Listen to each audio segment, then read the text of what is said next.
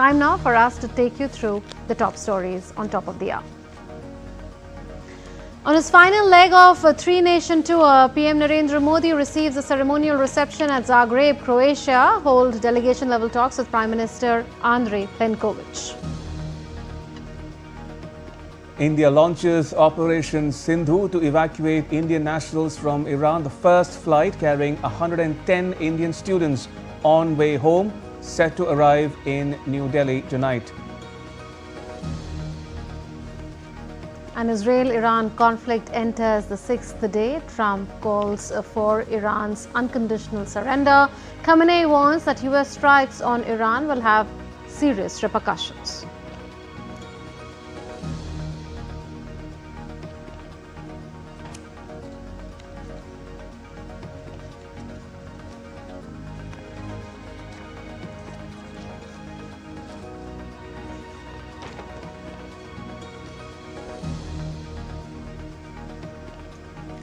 Right, so you're watching a continuous coverage here on DD India of India's Prime Minister Narendra Modi's ongoing visit to Croatia. It's the last leg of his three-nation tour that's already taken him to Cyprus and Canada. He's now in Zagreb, and where he's just begun holding talks with his Croatian counterpart Plenković. And we are standing by for the latest visuals of the agreement signing, followed by a joint press statement by the two principals, Prime Ministers of India and Croatia, towards the end of their delegation level talks. In the meantime, may we quickly introduce our guests who are joining us on this segment of the broadcast. Joining us is Ambassador Manju Seth. She's a former ambassador to Madagascar and Comoros. Also joining us would be Professor Umu Salma Baba from Jawaharlal Nehru University in New Delhi. Absolutely. I'll begin with you, Ambassador Seth. For starters, how do you view Prime Minister Narendra Modi's visit to Croatia, the first ever by an Indian Prime Minister, even though we have strong historical and civilizational ties? Absolutely. It is really a very important visit and a clear indication of the importance of Croatia as a member of the EU, and also, as you very rightly mentioned, the historical ties that we've had with with Croatia and with the region, and it is going to it's going to form the basis for strengthening this relationship, which is quite strong at the moment, but needs to be further elevated to another level. And I think this particular visit will help in doing that. Professor Baba, you have an abiding interest in all things European, so I have to ask you this question. When you look back at the three-nation tour of the Prime Minister, including the two European countries in question, Cyprus and Croatia, are you satisfied with the way the visit is shaping up? And also, did the visit tick all the right boxes for you in terms of optics and outcomes? So good evening. Thank you so much. I think the Prime Minister's visit underlines two very important points. One, in the engagement with Europe, there is a special focus now on smaller countries and countries which are also, going to figure importantly in the coming days. I think that is emphasized, and also expanding India's diplomatic outreach within the European Union is extremely important. Often the focus has been on the larger countries, and the smaller countries somehow do not then make it to the map. I think that clear messaging that India is giving undivided attention to all countries within the European Union is extremely important. Second, I think we are also seeing that how we are reshaping our historical ties with certain countries, which those ties have continued. Professor Baba, apologies to you for interrupting you there. Let's take you to Zagreb for some more visuals coming to you this time of the signing of agreements towards the end of delegation level talks between the leaders of India and Croatia.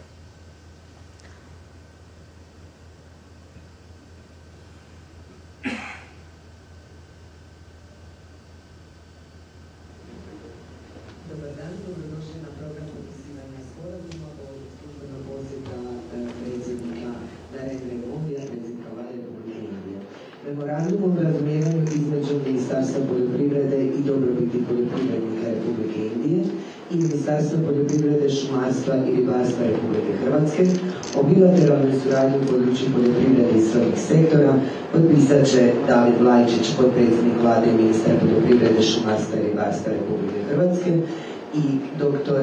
Janšar, ministar vanjskih poslova Republike Indije. Pozivam ministre da pristupe slovo za potpisivanje. Welcome to the ceremony of signing the memoranda as a part of the official visit of His Excellency Prime Minister of India, Mr. Narendra Modi. First, the memorandum of understanding between the Department of Agriculture and Farmers' Welfare of the Republic of India and the Ministry of Agriculture, Forestry and Fisheries of the Republic of Croatia on bilateral cooperation in the area of agriculture and related sectors, signed by Mr. David Vlajčić, Deputy Prime Minister, and the Minister of Agriculture, Fishery and Forestry, and His Excellency Dr. Jaishankar, the Ministry of Foreign Affairs of the Republic of India.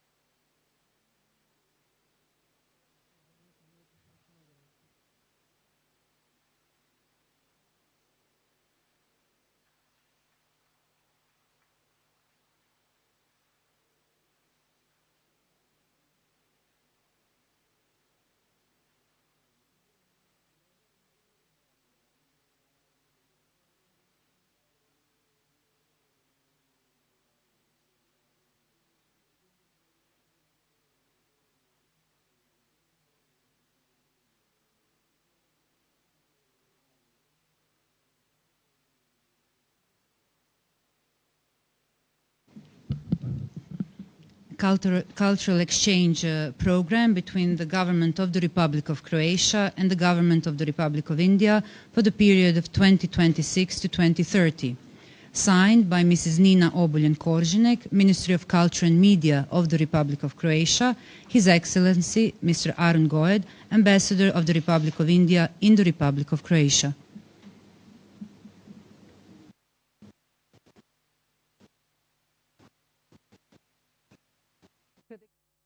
So there you saw the signing of agreements in Zagreb towards the end of delegation-level talks between Prime Ministers of India and Croatia. We're standing by for a joint press statement as well. We'll take you live to that event in just a bit. Yes, so agreements have been signed, including some on agriculture and cultural exchange between the two sides. I'll open this up for the two guests. How crucial do you think is the signing of agreements that has taken place, because there are a whole host of agreements that are already in place between the two sides. In terms of cultural cooperation also, a lot has happened. We've extended that agreement by 5 years, and there is one on agriculture and allied activities. And I remember the Indian ambassador to Croatia saying earlier that there are around 30 areas that are going to be identified, and then exchange of information, material, personnel, etc. will happen over a period of time. So to the both of you, if you could tell us about the importance of the agreements on agriculture and cultural cooperation. Professor. Need to start? Yes. Yeah. So the agreement on agriculture, as you very rightly said, is something which is important for both countries. I don't recall the exact details of what the agreement is, but normally our agricultural agreements are always about collaboration on best practices, on enhancing productivity and doing common research on these on increasing productivity and water management, etc., etc. So I think and mechanization, use of AI. All these aspects are normally covered in agricultural agreements, and the fact that we are collaborating on this with a country in the EU, I think we can learn a lot from their best practices, and they can learn some from ours. And as far as cultural cooperation is concerned, I think that is, again, as we said earlier, it is a historical relationship, and we've had very close, people-to-people ties as well as cultural relations, along with scholarships. So I think and education and cultural exchanges, I think this will continue, and it's a positive sign that these agreements have been extended and that both sides it'll add to the people-to-people connect. And if you look at the defense strategic ties and defense ties, all that is also, and they will help to further boost the relationship. And also, if you look at the IMEC, it's an important aspect of a country. It's an important country as part of IMEC, and I think we will be able to further build and strengthen this relationship. Professor Bava, you were talking about how India today can be seen as giving or paying equal attention to smaller countries within the European Union in particular, and that bodes well for India-EU ties? I think, within the European Union, it's important to recognize that every country, has an equal voice. Right. And so the size of the country impacts other issues, but at a political decision-making level, each of them carry that weight. And so there is also a relative advantage each one of them brings. With Prime Minister Modi went to Cyprus. On his way towards Canada, on his return, he now stops over at Croatia, the first prime ministerial visit, signifying that India is, engaging with the European Union and the individual member countries in very different ways. Looking at where is the relative issues which can be brought to the table. Two have been identified now. We have just seen the signing of the agreement on agriculture and allied areas. There's a long-standing arrangement already on that, but new avenues will be brought onto the table. And on the cultural side, interestingly, Prime Minister has already met the Indian diaspora. He's watched a Kathak performance. There is the ICSSR chair, which is also over there. So there is a new imagination also in the West about India. Look at the contrasting images which we are seeing. The world's fourth largest economy. Here's the country launching a moon mission, the ability to, to look after and raise the standard of living of its people, and at the same time grounded in our own culture. I think that is something which we have to recognize. So we again see the signing of the other the agreements taking place. And I think all of this bodes well in terms of how India is strengthening with each of the individual countries its own bilateral relationship, because the sum total of that will be visible, and what we're all looking forward to is the signing of the free trade agreement at the end of the year, on which again a lot of work is going on. Yes, I'll come to you, Ambassador. We know that as far as trade between India and Croatia is concerned, there is a lot of potential in there. The trade volume currently is a little less than $300 million. The balance of trade is in India's favor. But if you look at the figures, then Croatia's exports to India are just 0.26% of its total exports. Croatia's imports from India are 0.67% of its total imports. So that says a lot about the potential going forward. Do you think that this visit of the Prime Minister will add more vibrancy and dynamism to the commercial and trade ties? Also, because we know that a lot of investment has happened of various Croatian companies into India, Indian companies into Croatia. Indians are also increasing their presence there. There has been a huge increase in the past 3-4 years as far as Indians who are working in Croatia is concerned. So we understand that the affinity between people, the ease of working, especially in Croatia for Indian companies and Indian personnel, is only increasing. So do you think that there is a scope for greater cooperation when it comes to trade and investment? Absolutely, and I think both countries will will work on that, and this particular visit will add impetus to it. It will give it a boost, and there will be we will see, once the leaders meet and they give the direction for the forward direction, which direction it should go, then the companies and the private sector follow suit.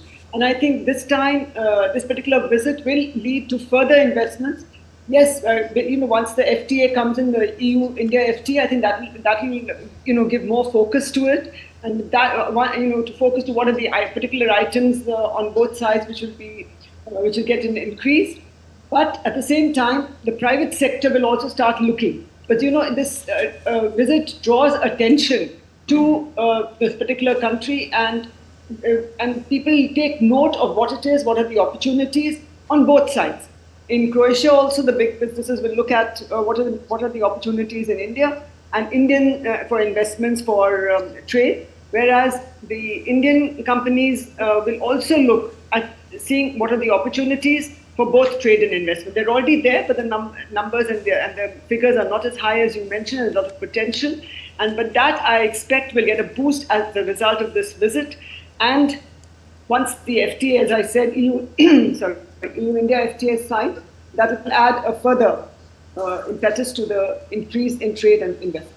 Professor Baba, while we are standing by for the joint press statement by the Prime Ministers of India and Croatia, may I ask you, we are indeed approaching the business end of the visit, as it were, of Prime Minister's three-nation tour, which also took him to Cyprus, and now he's in Croatia. With the benefit of hindsight, would you say that, how would you describe India's outreach to these European countries in Central and Eastern Europe? And how would you contrast India's outreach with that of other countries, say for instance China, whose debt trap diplomacy is exemplified by their BRI projects in some of these countries in question? So I think India's approach has always been one of inclusion, and which takes it forward. I think I will also draw your attention to, right from the G20 summit, as India positioned itself also as the leader of the global South. So I think it's a different political approach and not which the Chinese have taken. And I think the Indian approach is based not only in terms of building together, building and, but bringing growth for all in a way which can transform. And that means that it is going to be based on values which both sides will endorse, with a transparency that is extremely important to emphasize, and more importantly, bringing a value addition. U Banskim dvorima ugostiti predsjednika vlade Indije Narendru Modija, koji boravi u službenom posjetu Hrvatskoj. Ovaj posjet otvara novo poglavlje u odnosima Hrvatske i Indije, dvije prijateljske i bliske zemlje. Nakon bilateralnog sastanka te potpisanih sporazuma u području poljoprivrede, kulture, znanosti, tehnologije, kao i sveučilišne suradnje, dvojica predsjednika vlada sada će se obratiti na zajedničkoj konferenciji za medije. Predsjedniče vlade, gospodine Plenković. Hvala lijepa, dobar dan svima. Još jednom izražavam srdačnu dobrodošlicu predsjedniku vlade Indije, gospodinu Narendri Modiju, ministrima i njegovom izaslanstvu koji je danas prvi put u Zagrebu i osobno, ali i prvi. This is the first Indian Prime Minister ever to have visited Croatia.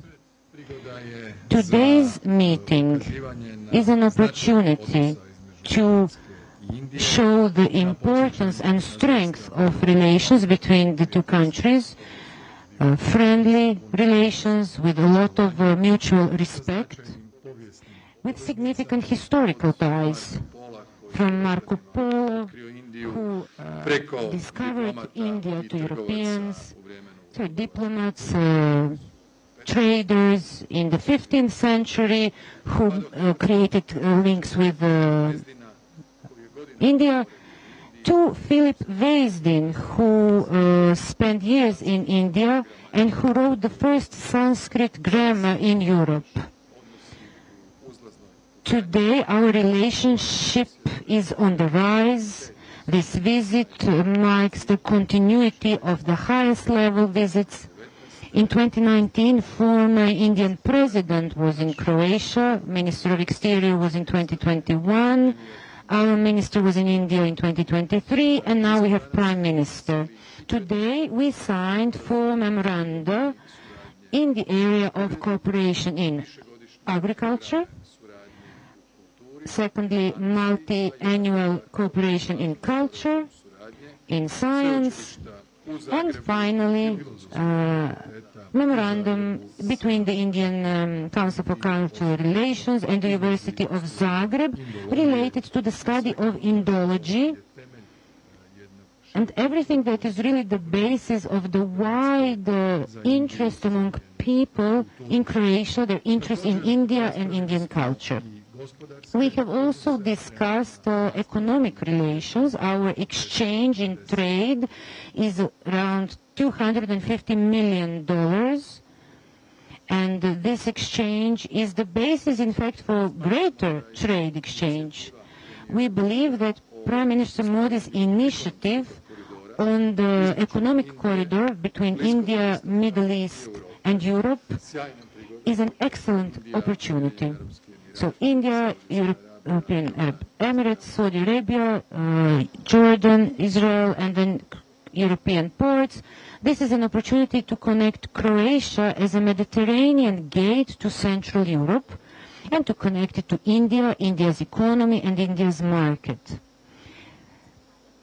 This year, Croatia presides over the Three Seas initiative connecting Baltic Sea, Black Sea, and the Adriatic Sea. So this corridor will get even greater Central European dimension. We have also talked about Indian efforts to conclude the free trade agreement with the European Union, which Croatia supports. We believe that these negotiations will finalize as soon as possible, negotiations about free trade agreement, because that will strengthen our cooperation and it will facilitate easier trade between Croatia and India. Today, we also discussed numerous international global topics. Croatian public is aware that Prime Minister Modi chose first Cyprus, then went to Canada, to G7 summit, and today he is in Croatia. In that regard, we have discussed the Russian aggression against Ukraine. We have talked about the war that broke out between Israel and Iran. We have also discussed and expressed sorrow for the terrorist attack that happened in India, after which India had to react. And we also said that the global situation in terms of security is very volatile. So it is important to have the most influential actors worldwide to give their contribution to peace, de-escalate conflict, and to respect the rule of international law. We have understood very well the Indian Prime Minister message on fighting against terrorism, because that is the biggest threat to global stability. We have also agreed on future cooperation in all areas, from economy, cooperation in defense. I also told to Mr. Modi that Croatia will be increasing its defense spending in the future in line with the obligation of the NATO. The summit will be held in The Hague. So we will spend 3.5% of GDP plus 1.5% of spending on industry, but not only defense industry, but related activities as well. So in that regard, we want to strengthen cooperation in defense industry, nuclear energy, shipbuilding, information technology, because in IT, India is a global leader, and Croatia also marks an increase in IT sector. Our IT sector has grown by 10% in terms of the number of companies and the number of jobs. And this is our goal in terms of digital transformation, to make sure that this sector is in line with the global trends and thus facilitates competitiveness of Croatian economy. I would like to thank Mr. Modi, Prime Minister Modi, for coming here. I believe that his visit will also contribute to Croatia's position in India, the country with 1,400,000,000 people. 60,000 Indian tourists have been to Croatia. I believe, Prime Minister Modi, that we will have more Indian tourists after your successful visit to Croatia. Thank you. Thank you. Your Excellency, प्रधानमंत्री जी, दोनों देशों के delegates, media के सभी साथी, नमस्कार। दोपहर दान जागरेब की इस ऐतिहासिक और मनमोहक धरती पर जिस उत्साह, आत्मीयता और स्नेह से मेरा स्वागत हुआ है, उसके लिए मैं प्रधानमंत्री जी और क्रोएशिया सरकार का हार्दिक आभार व्यक्त करता हूं। किसी भी भारतीय प्रधानमंत्री की क्रोएशिया की ये पहली यात्रा है और इसका सौभाग्य मुझे मिला है। फ्रेंड्स, भारत और क्रोएशिया लोकतंत्र, रूल ऑफ लॉ, प्लुरलिज्म और इक्वलिटी जैसे साझा मूल्यों से जुड़े हैं। ये सुखद संयोग है कि पिछले वर्ष भारत के लोगों ने मुझे और क्रोएशिया के लोगों ने प्रधानमंत्री आंद्रे जी को लगातार तीसरी बार सेवा करने का अवसर दिया है। इस जनविश्वास के साथ हमने अपने तीसरे कार्यकाल में अपने द्विपक्षीय संबंधों को 3 गुना गति देने का निर्णय लिया है। रक्षा क्षेत्र में लॉन्ग टर्म सहयोग के लिए एक रक्षा सहयोग प्लान बनाया जाएगा, जिसमें ट्रेनिंग और मिलिट्री एक्सचेंज के साथ साथ रक्षा उद्योग पर भी फोकस किया जाएगा। ऐसे बहुत से क्षेत्र हैं जहां हमारी अर्थव्यवस्थाएं एक दूसरे की पूरक हो सकती है। हमारे इन क्षेत्रों को चिन्हित किया गया। हमने द्विपक्षीय व्यापार को बढ़ाने और विश्वसनीय सप्लाई चेन तैयार करने के लिए कई क्षेत्रों में सहयोग बढ़ाने का निर्णय लिया है। हम pharma, agriculture, information technology, clean technology, digital technology, renewable energy, semiconductor, ऐसे कई महत्वपूर्ण विषयों में सहयोग को बढ़ावा देंगे। शिप बिल्डिंग और साइबर सिक्योरिटी में सहयोग बढ़ाया जाएगा। भारत की सागरमाला परियोजना के तहत हो रहे पोर्ट मॉडर्नाइजेशन, कोस्टल जोन के विकास और मल्टी मॉडल कनेक्टिविटी में क्रोएशिया की कंपनियों के लिए भी व्यापक अवसर है। हमने अपने एकेडमिक इंस्टीट्यूशंस और सेंटर्स के बीच ज्वाइंट रिसर्च और कोलैबोरेशन पर बल दिया है। भारत अपने स्पेस अनुभव को क्रोएशिया के साथ साझा करेगा। फ्रेंड्स, हमारे सदियों पुराने सांस्कृतिक संबंध आपसी स्नेह और सद्भाव का मूल है। इवान फिलिप वेजनिन ने 18वीं शताब्दी में पहली बार यूरोप में संस्कृत व्याकरण प्रकाशित किया। 50 वर्षों से जागरेब यूनिवर्सिटी में इंडोलॉजी विभाग सक्रिय है। आज हमने अपने सांस्कृतिक और पीपल टू पीपल संबंधों को और बल देने का निश्चय किया है। जागरेब यूनिवर्सिटी में हिंदी चेयर के एमओयू की अवधि 2030 तक बढ़ाई गई है। आने वाले 5 वर्षों के लिए कल्चरल एक्सचेंज प्रोग्राम तैयार किया गया है।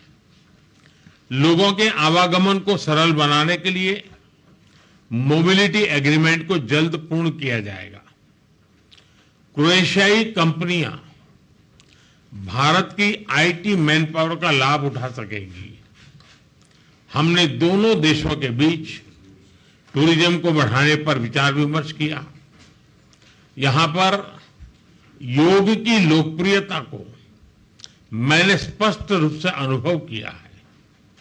21 जून को अंतर्राष्ट्रीय योग दिवस है और मुझे विश्वास है कि हमेशा की तरह क्रोएशिया के लोग इसे धूमधाम से मनाएंगे। फ्रेंड्स, हम सहमत हैं कि आतंकवाद मानवता का दुश्मन है, लोकतंत्र में विश्वास रखने वाली शक्तियों का विरोधी है। 22 अप्रैल को भारत में हुए आतंकी हमले पर संवेदनाओं के लिए हम प्रधानमंत्री जी और क्रोएशिया सरकार के हार्दिक आभारी हैं। ऐसे कठिन समय में हमारे मित्र देशों का साथ हमारे लिए बहुत मूल्यवान था। हम दोनों सहमत हैं कि आज के वैश्विक वातावरण में भारत और यूरोप की साझेदारी बहुत महत्व रखती है। ईयू के साथ हमारी स्ट्रेटेजिक पार्टनरशिप को मजबूत करने में क्रोएशिया का समर्थन और सहयोग बहुत ही महत्वपूर्ण है। हम दोनों इस बात का समर्थन करते हैं कि यूरोप हो या एशिया, समस्याओं का समाधान रणभूमि से नहीं निकलता। डायलॉग और डिप्लोमेसी से ही वही एकमात्र रास्ता है। किसी भी देश की क्षेत्रीय अखंडता और संप्रभुता का सम्मान आवश्यक है। फ्रेंड्स, आज यहां बांसकी द्वारी में होना मेरे लिए एक विशेष पल है, जहां साक्सिनेस्की ने क्रोएशियन भाषा में अपना ऐतिहासिक भाषण दिया था।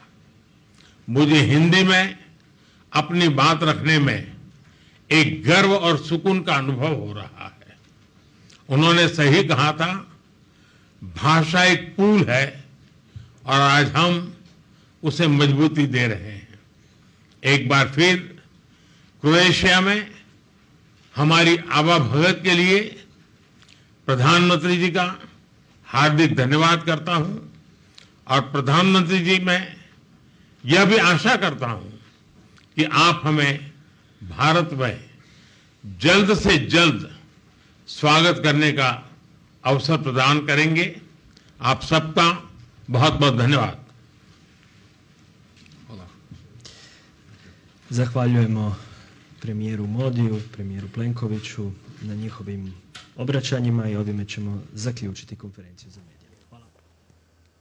So those were the press statements by the two principals, Prime Minister Narendra Modi as well as his Croatian counterpart Andrej Plenković. And to begin with, Andrej Plenković did refer to the 4 MOUs that have been signed between the two sides, that is between India and Croatia, one on agriculture, another on culture, another on science and technology, and another one on university exchanges. And he also expressed his solidarity with India after the Pahalgam terror attack. He did condemn the Pahalgam terror attack as well. And Prime Minister Narendra Modi said that now in the 3rd term, both the Prime Ministers, he himself and his Croatian counterpart, have decided to give 3 times the momentum to bilateral ties. And he also spoke of all that was discussed in defense. He said training, defense industrial cooperation is the way forward.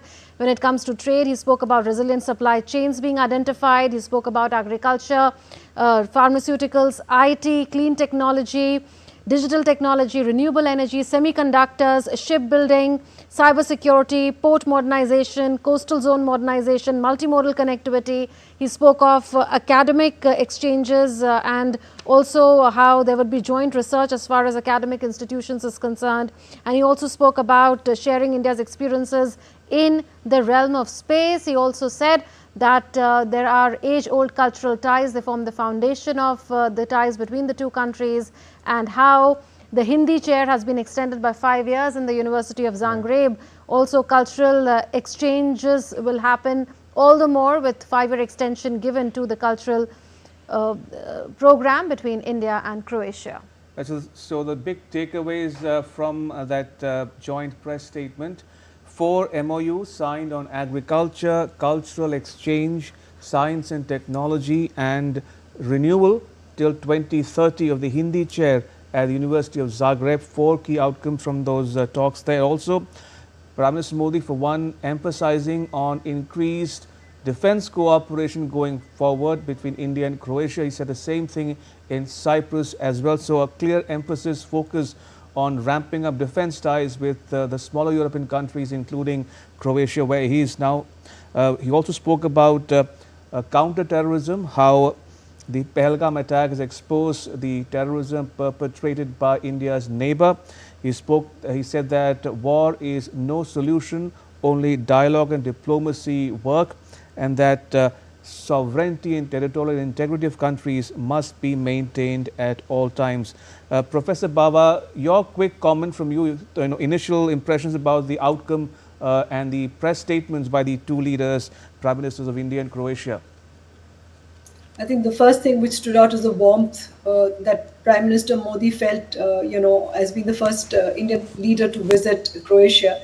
And then the long list which Prime Minister pointed out, on which both sides have agreed, really points to how India repositions its diplomatic engagement with countries across the European Union.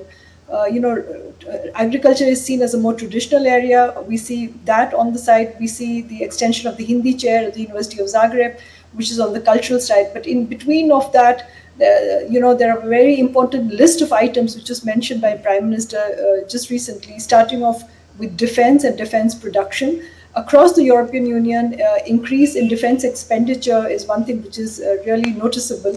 And, Croatia, the Prime Minister also pointed out that how they are scaling up. So clearly we see a new arena being opened up, what we would call a sectoral engagement over here. Along with that, Prime Minister mentions the supply chain. Now, we have to keep in mind that, India launched and is taking it forward along with the other countries on the IMEC. Given the location of Croatia on the other side of the Adriatic and the three seas connectivity, which was also pointed out, the Black Sea, the Baltic Sea, and the Adriatic, the location of Croatia becomes extremely important in the way not only you will reconstruct and build supply chains, but what kind of value addition you bring to the supply chain. I think that is extremely important over here. He has pointed out on IT, he's pointed out on digital transformation, on, so both sides.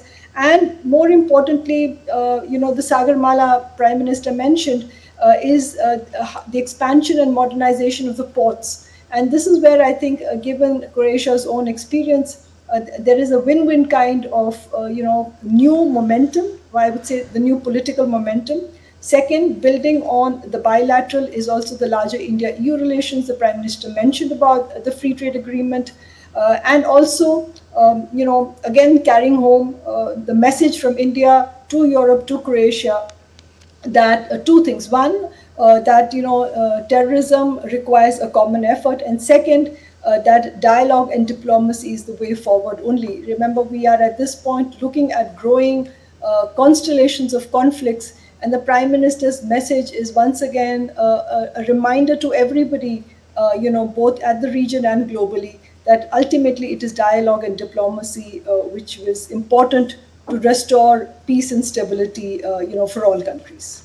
Yes, Professor Bava, it seems that ties are now on an entirely new trajectory, isn't it? Considering that almost everything in terms of cooperation, in terms of various sectors, has been laid out for future cooperation, the entire spectrum.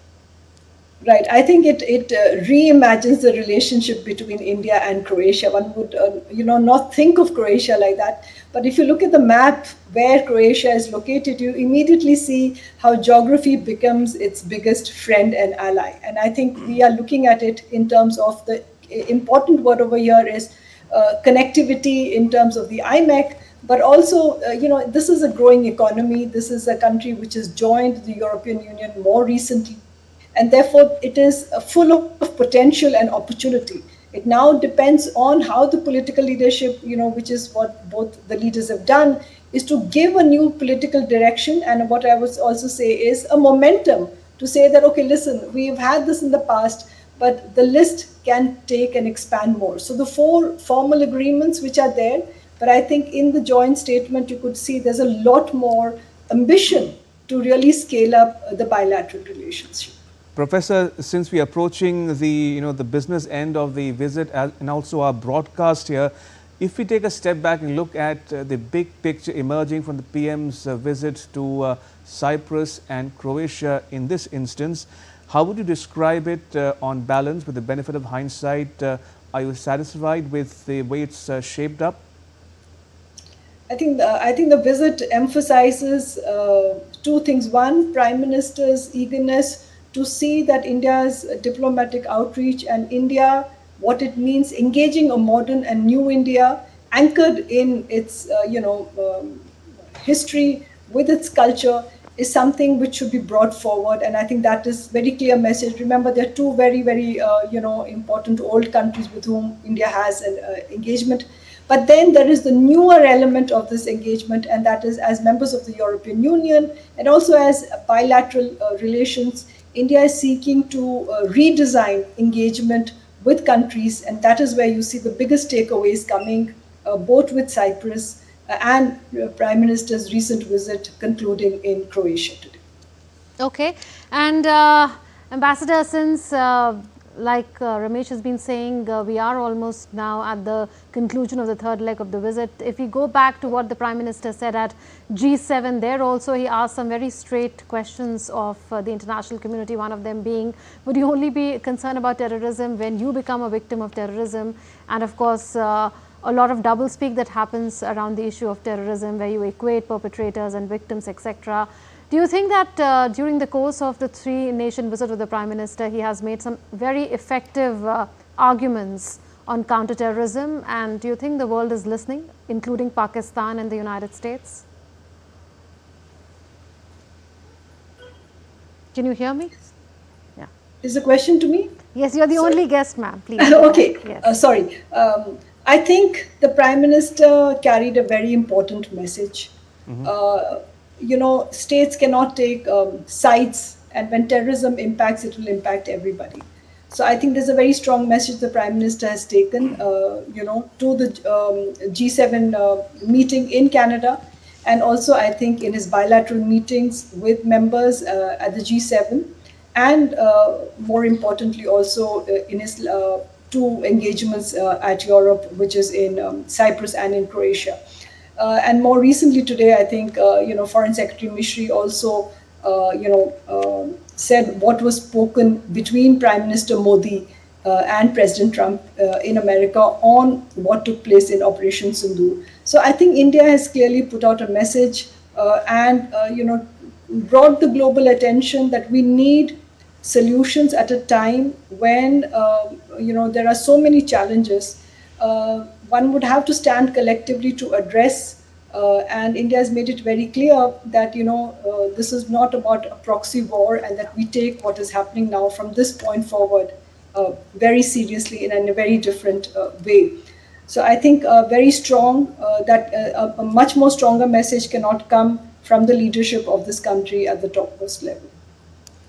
Right, Professor Baba, do stay on. We'll come back to you for one quick comment towards the end of this segment. But in the meantime, let's recap the day's engagements for you, the big takeaways from the Prime Minister's visit to Croatia, and also other news that we are tracking here on DD India. Now, in a wide-ranging telephonic conversation on Wednesday, PM Modi and US President Donald Trump discussed key regional and global issues extending from terrorism and national security to the conflicts in Ukraine and West Asia.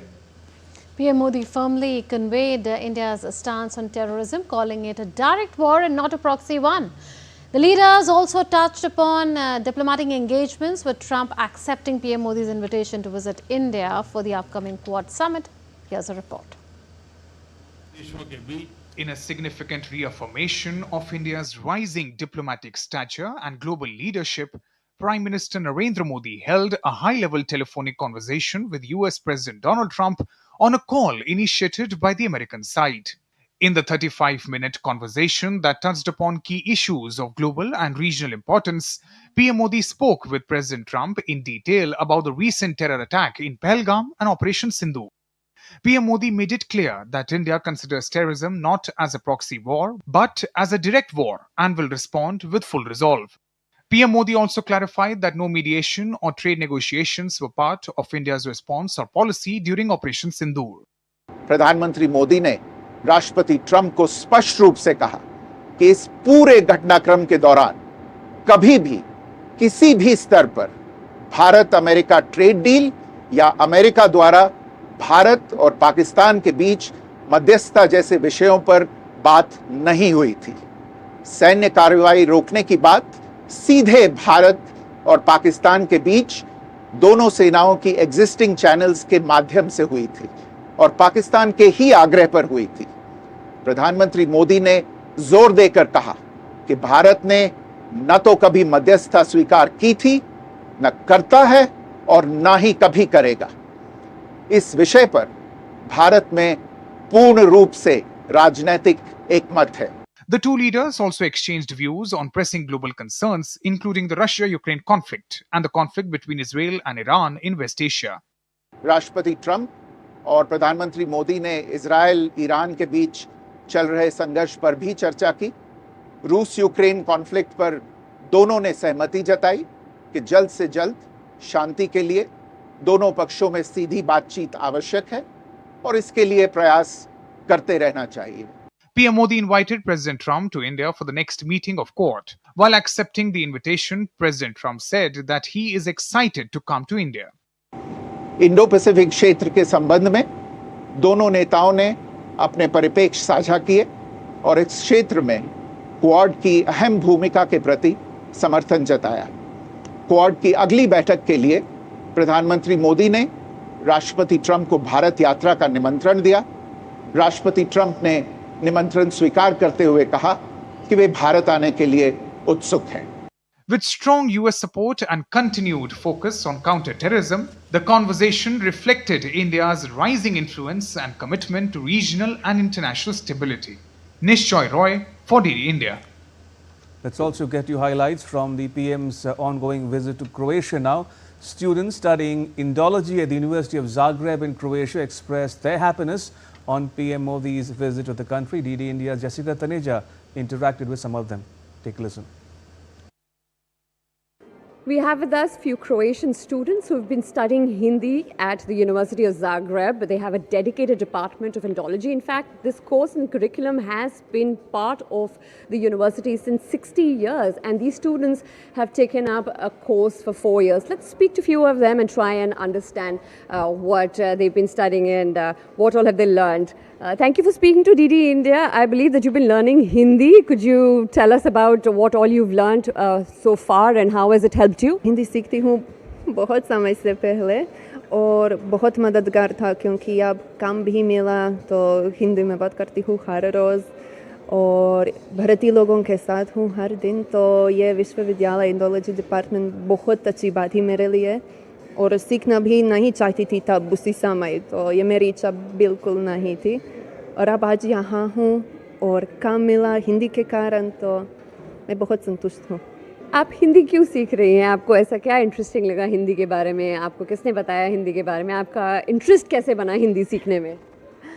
Hindi बहुत interesting है, लेकिन also my colleagues can speak more about Hindi, but I also want to talk about the culture and the history, since I'm also a PhD student of Indology, and there are many connections through history between India and Croatia. So we are really honored that this is the first time that Prime Minister is coming here. What is it that you're studying? You said you're studying about the cultural ties.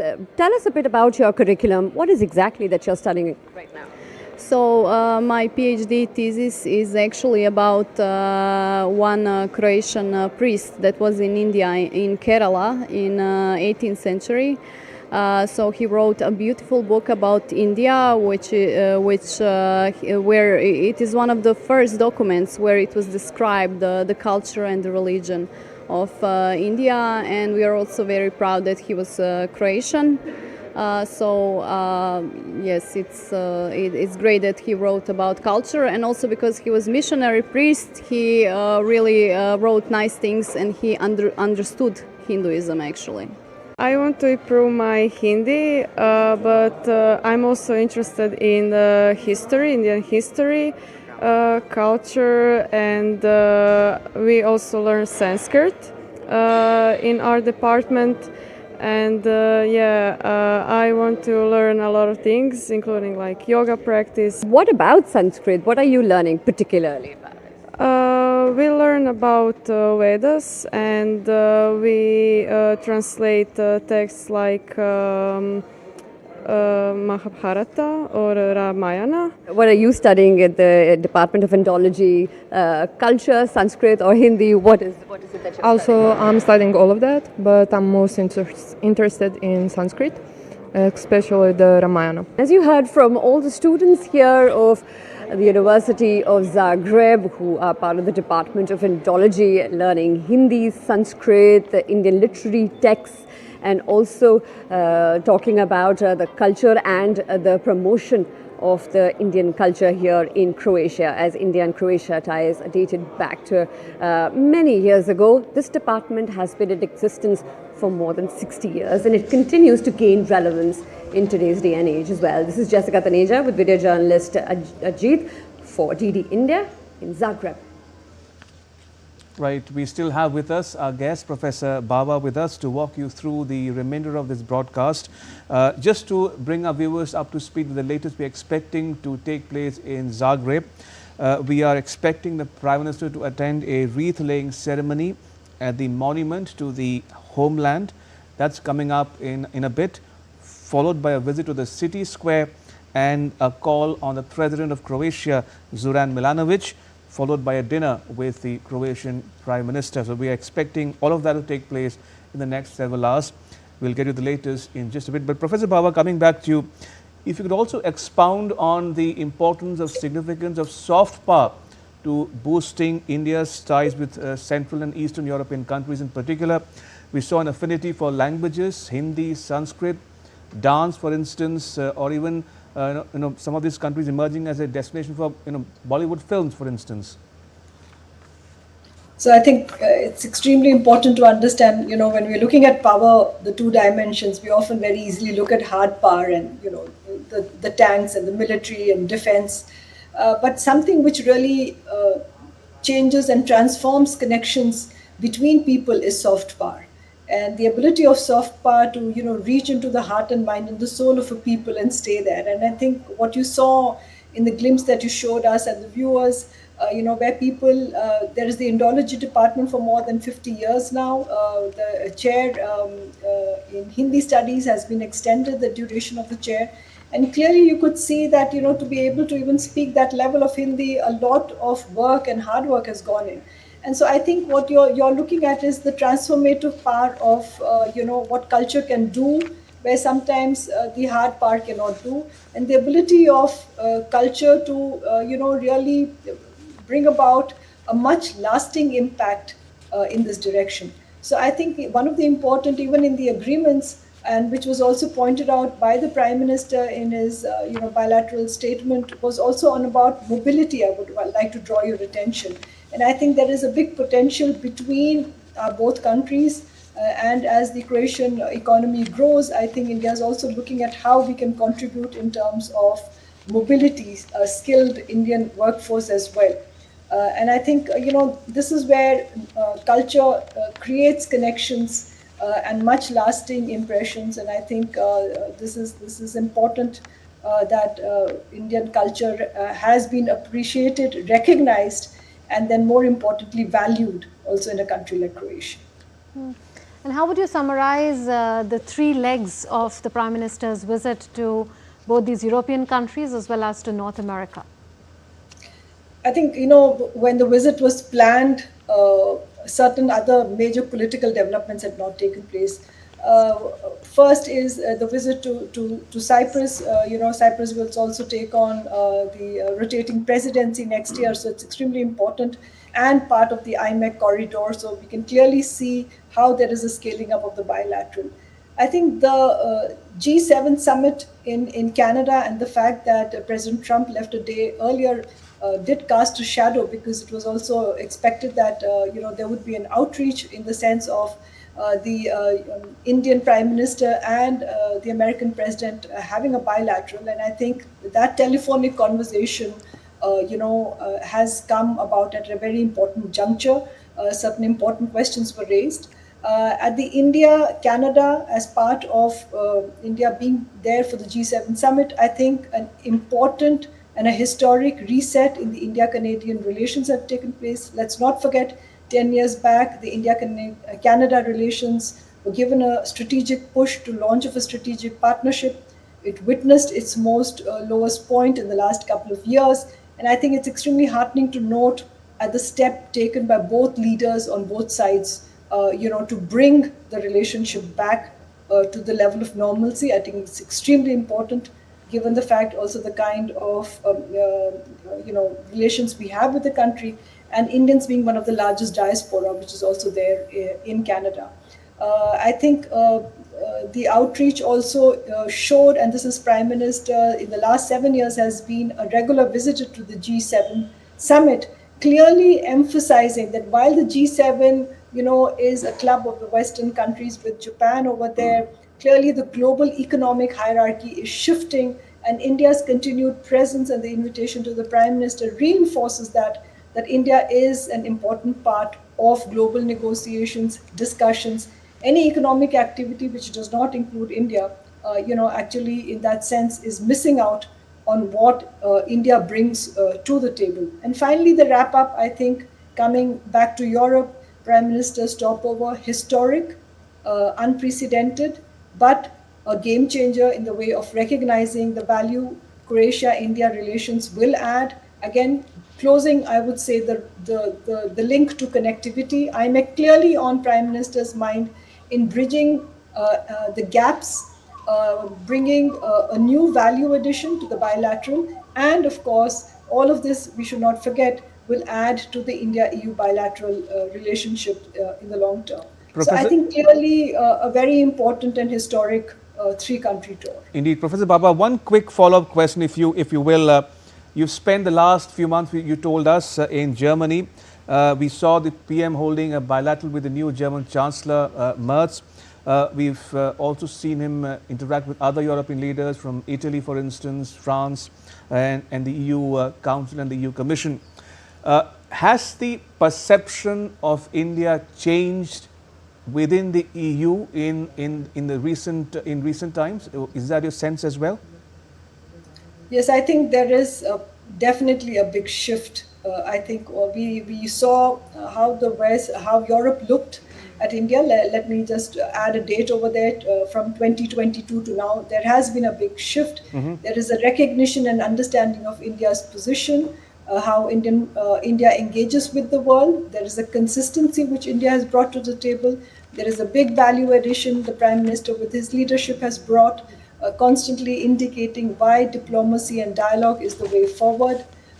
India, even when it has been pushed, has shown a kind of restraint politically and militarily, which is unprecedented. And I think there is a growing respect for what India brings to the table. The Prime Minister's meeting also with the German Chancellor, Merz, coming as he has just assumed the chancellorship, is also important over here, given that it is we are looking at taking forward 25 years of a strategic partnership with Germany. And Germany just last year has brought out a new strategy on India. So it all augurs well, but I think definitely a big shift in perception about India and recognizing that India brings a value addition to whichever agenda, forum and platform that we are talking about. Right. We'll come back to you, Professor Baba. Request you to stay on with us, and let's now take a look at what the Prime Minister said at the press briefing that he had with his Croatian counterpart. PM Modi addressed the press meeting with Prime Minister of Croatia and said that the centuries-old cultural relations are the root of mutual affection and goodwill. Indeed, and PM Modi added that both leaders have decided to increase their cooperation in many areas to increase bilateral trade and create a reliable supply chain. आज हमने अपने सांस्कृतिक और people to people संबंधों को और बल देने का निश्चय किया है। जागरेब यूनिवर्सिटी में हिंदी चेयर के एमओयू की अवधि 2030 तक बढ़ाई गई है। आने वाले 5 वर्षों के लिए कल्चरल एक्सचेंज प्रोग्राम तैयार किया गया है। लोगों के आवागमन को सरल बनाने के लिए मोबिलिटी एग्रीमेंट को जल्द पूर्ण किया जाएगा। क्रोएशियाई कंपनियां भारत की आईटी मैन पावर का लाभ उठा सकेंगी। हमने दोनों देशों के बीच टूरिज्म को बढ़ाने पर विचार विमर्श किया। PM Modi stressed that Croatia's support has further strengthened the India-EU partnership. PM Modi also thanked Croatian government for their support against terrorism. हम सहमत हैं कि आतंकवाद मानवता का दुश्मन है, लोकतंत्र में विश्वास रखने वाली शक्तियों का विरोधी है। 22 अप्रैल को भारत में हुए आतंकी हमले पर संवेदनाओं के लिए हम प्रधानमंत्री जी और क्रोएशिया सरकार के हार्दिक आभारी हैं। ऐसे कठिन समय में हमारे मित्र देशों का साथ हमारे लिए बहुत मूल्यवान था। हम दोनों सहमत हैं कि आज के वैश्विक वातावरण में भारत और यूरोप की साझेदारी बहुत महत्व रखती है। In a joint press conference, Croatia's Prime Minister Andrej Plenković said that both nations share friendly relations with a lot of mutual respect with significant historical ties. He added that today's agreements will further add momentum to the ties. He also hailed PM Modi's initiative of the India, Middle East, Europe Economic Corridor. We believe that Prime Minister Modi's initiative on the economic corridor between India, Middle East and Europe is an excellent opportunity. So India, European Arab Emirates, Saudi Arabia, Jordan, Israel and then European ports. This is an opportunity to connect Croatia as a Mediterranean gate to Central Europe and to connect it to India, India's economy and India's market. This year, Croatia presides over the Three Seas initiative connecting Baltic Sea, Black Sea and the Adriatic Sea. So this corridor will get even greater Central European dimension. Croatia's Prime Minister added that two leaders also discussed India's efforts to conclude the free trade agreement with the European Union, which Croatia supports. We have also talked about Indian efforts to conclude the free trade agreement with the European Union, which Croatia supports. We believe that these negotiations will finalize as soon as possible, negotiations about free trade agreement, because that will strengthen our cooperation and it will facilitate easier trade between Croatia and India. Croatian Prime Minister also expressed solidarity with victims of the Pahalgam terrorist attack and supported Prime Minister Modi's stand against terrorism. Expressed sorrow for the terrorist attack that happened in India, after which India had to react. And we also said that the global situation in terms of security is very volatile. So it is important to have the most influential actors worldwide to give their contribution to peace, de-escalate conflict, and to respect the rule of international law. We have understood very well the Indian Prime Minister's message on fighting against terrorism. Professor Bava, earlier on you spoke about how the perception of India in the EU has changed for the better in recent times. In that context, I want to ask you a related question. Do you also perceive a sense, a better appreciation or understanding of India's concerns as well? Be it on counter-terrorism, be it on China, for instance, on trade and security? I think, the last few years, definitely the geopolitical impact of various events has meant that every country has to revisit some of its positions. And I think a better understanding, and I would say a better nuanced understanding of where India comes from on some of these issues has been constantly been conveyed. and probably has come together with a clear understanding. Especially, let's look at what has happened in Pahalgam and India's response. So I think that appreciation also comes along with what India stands for. I think the West better appreciates, and Europe is able to recognize that for a country the size of India, the world's largest population, on the road of democracy politically, to bring about such a transformation of such a large scale of people, it is an incredible journey and an incredible political performance which has taken place. And India has stood steadfast in its commitment to democracy in that way. So I think clearly that shift has come. States will have expectations from partners. We also have expectation from our partners, some of whom we share a strategic partnership. And I think it is important that as partners, there is a free and frank understanding in the dialogue and discussion on where each of these countries come from. So I think the Prime Minister's visit, especially in the current context where Prime Minister went to the G7 summit, and also the visit to Croatia and to Cyprus, clearly, came at the back of, let's not forget, the parliamentary delegation, which has just been around to visit and bring India's position clearly to the table. So at a period where there is a growing escalation of conflict, particularly between, say, Israel and Iran in the Middle East, I think India's position, the way India has dealt with the problems, there is a very good appreciation of what it means, what India brings also to the table. For the West at this point, it is as it deals with multiple issues. I think economy is extremely important. New sectors in the bilateral relations have opened up tremendously.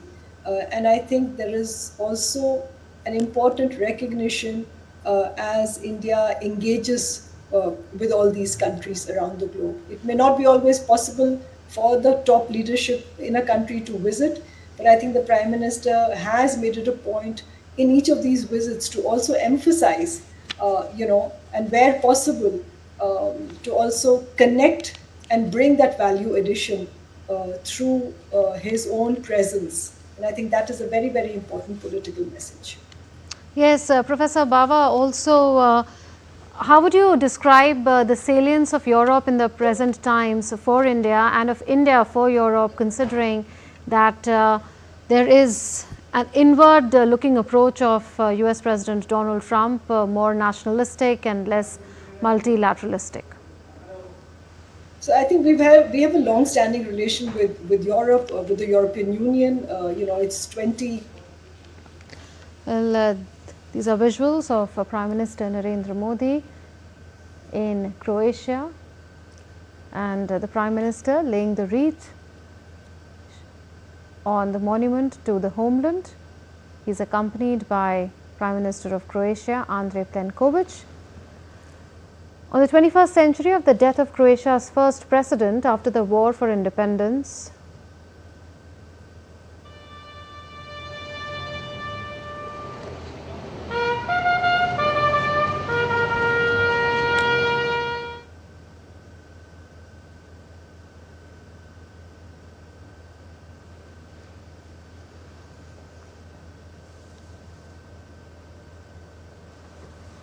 za polaganje vijeća. Svečanim korak. Stup, baj! Počet, pozdrav!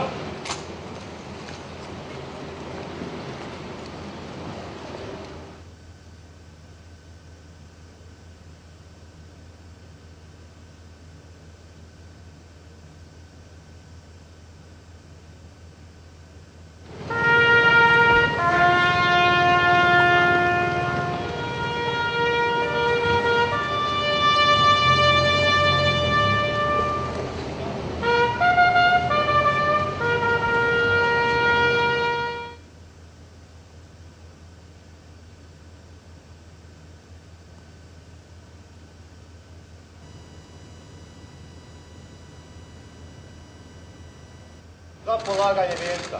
Svečanim korak. Stup, baj! Počet, pozdrav!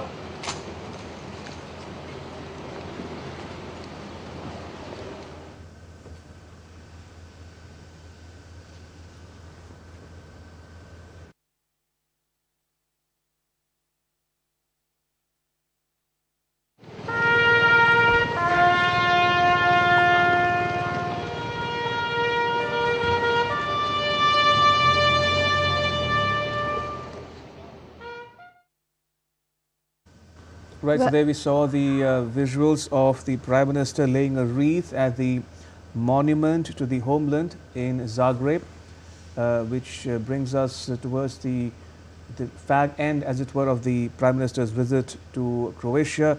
This will be followed by a visit to the city centre and a call on the President of Croatia, Zoran Milanovic, followed by a state dinner. Professor Baba, the Croatian Prime Minister spoke about the issues that came up for discussion in their talks. He specifically flagged the Russia-Ukraine conflict, the Iran-Israel conflict, among other issues that were discussed in their delegation-level talks. In that context, we've seen a sort of dissonance or rift in the transatlantic relationship on the issue of the Ukraine conflict. Trump wants a certain approach towards Russia. The Europeans have a different understanding of the complexities of the issue involved. Similarly, does the transatlantic rift also extend now to the Israel-Iran conflict as well? Yes, I think, when you look at the conflict, the Ukraine-Russia conflict has been going on now since 2022. President Trump had, put out that he would try to get a resolution to it as fast as possible. We kind of see that it has run into a stalemate at this point. So clearly, the political expectations and the agenda setting, which is happening from Washington, which is happening in Europe, the response from Moscow and from Kiev are not clearly all lined up together. The Europeans have put their back, together with Ukraine, supporting it, while President Trump has said that he would like to see an end to the war. I don't think the Europeans are saying that there should not be an end to a war, but I think their concerns are what will be the terms and conditions to the end to this war. And I think geography plays an extremely important role in the perception about what having that kind of war means in Europe. And so I think you see definitely in the transatlantic relation that one of the important issues is that security has become predominant. It is on the top of the EU agenda. It is on top of the member states' agenda. And everybody is increasing their defense expenditure. So that is the biggest transformative shift which has happened. Again, I think on the Iran-Israel, it's a developing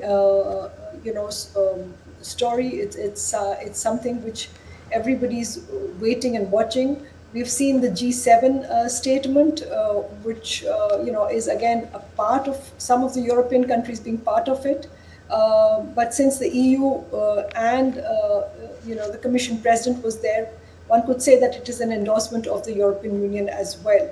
I think it's important to see that anything which leads to bringing or de-escalating tensions is extremely important. And I think we'll have to see that what kind of political statements now come out from the different capitals in Europe. But at this point, I think there is also a recognition that there is a growing domino effect of conflicts, which is attracting attention, and the biggest impact of all this would be on the global economy. And I think that is something no political leadership would want. So I think there has to be collective efforts and endeavors to see that there is a de-escalation, but differences in opinion between Washington and the European capitals is evident, is on the table, at least with the issue of Ukraine. And I think it cannot be returned to business as usual, given that President Trump has also pointed out that he would be imposing new tariffs on the European Union. So clearly, there is a new chapter in the transatlantic relations which is opening up. How the political, how both sides manage the political fallout is going to be very consequential to writing a new chapter in this relation. Right. Professor Baba, you were earlier also in that context, we could take that point forward that you were earlier making of the salience of the relationship between India and Europe now in view of how the Trump administration is conducting his foreign policy. So I think I think the biggest shift which we are seeing is, the visit earlier this year of Commission President von der Leyen at the end of February.